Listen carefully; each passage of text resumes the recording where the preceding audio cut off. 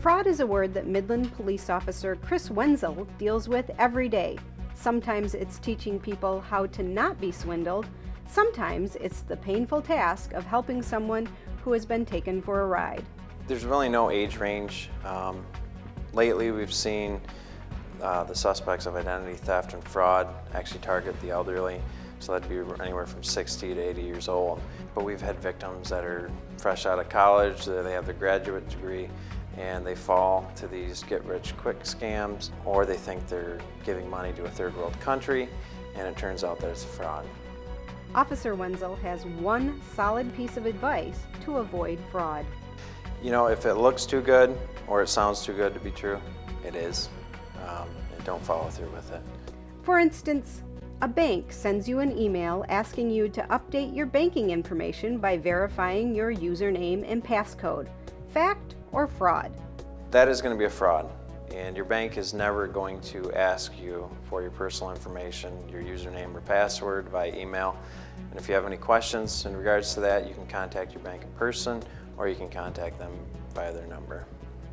What about that money order check that comes in the mail asking you to cash it? You have the money in hand. Certainly that's not fraud, right? That's going to be a fraud. A lot of times what we see is people will send money orders to the victim. The victim in return thinks, hey, here's a check for $2,500. They go and cash it. They send back $500, and then a few days later the bank comes back and says that that was a fraudulent check. The victim is actually responsible for that money that was withdrawn from his account. So who can you trust? The people that you trust are the people that you've dealt with before, and you have not been frauded, basically. If you have any questions in regards to that, you can ask them to send you literature and they can verify those facts. But sometimes with the literature, if you have questions with that, bring it down to the law enforcement center and we can verify if it's fraud or not. These are just two examples that have been seen locally. In 2010 alone, there were close to 100 different types of fraud within the city of Midland. Identity theft is a whole other form of fraud that Officer Wenzel deals with.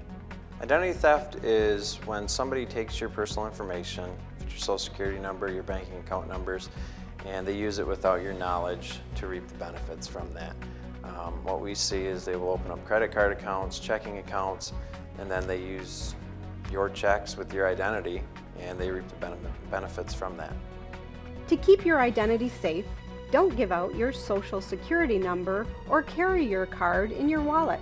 Store it in a safe, locked location.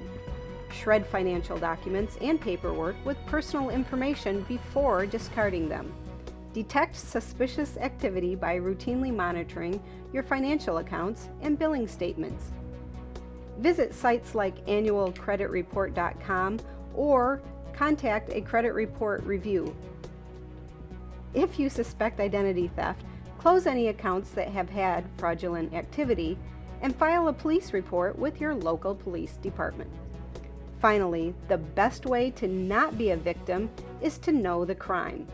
We have a couple different presentations that I give to the public, and it's one of those things where if you want us to come and talk to you, give us a call and we'll come out and talk to you about identity theft and how to protect yourself from being a victim of identity theft. And we also talk about, if you were a victim, how to handle that and go forward. The Midland Police Department reports that it takes about 40 hours to secure and clean up your financial situation once identity theft has occurred. Theft and fraud are serious crimes. Take care to make sure they don't happen to you.